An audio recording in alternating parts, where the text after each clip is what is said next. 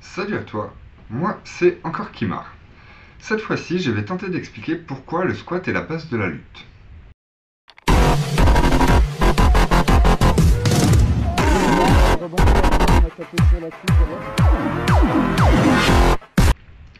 Lorsque l'on commence à lutter de manière un peu plus active que juste défendre des idées par la parole, auprès de ses cercles d'amis ou au boulot, ce qui est déjà pas mal, hein, tout le monde ne le fait pas en tout cas, on cherche souvent à réunir des gens pour pouvoir discuter ou faire toutes sortes d'ateliers en groupe. Pour cela, il faut de la place.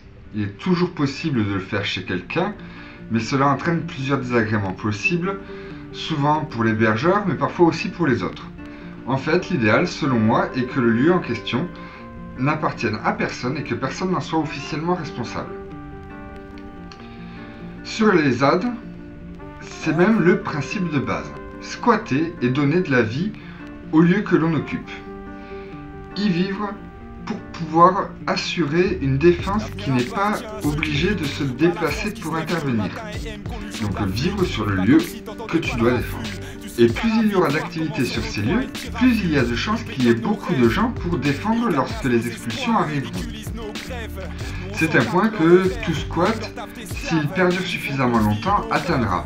Se poser la question, est-ce que l'on se légalise en négociant avec des baux, et oui, le pluriel de bail c'est beau, avec les mairies concernées, ou risquer l'expulsion par les forces de l'ordre et la destruction ou peu s'en faut du squat et l'expulsion de ses occupants.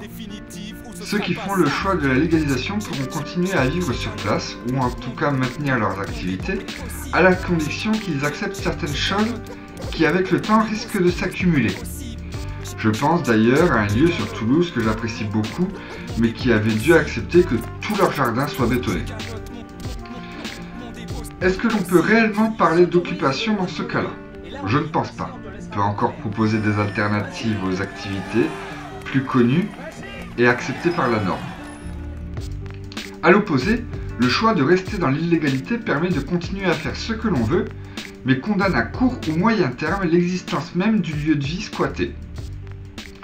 Cela me fait un petit peu penser à la liberté qui est la guerre éternelle contre la sécurité qui est le confort coercitif.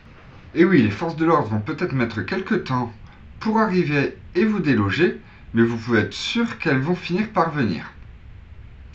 Vous finirez donc par devoir ouvrir un autre squat et recommencer ailleurs. C'est épuisant, mais faisable. Voilà, les deux choix sont possibles et ont leurs propres avantages et inconvénients. Mais au final, ils restent tous les deux essentiels pour pouvoir faire des choses alternatives en groupe.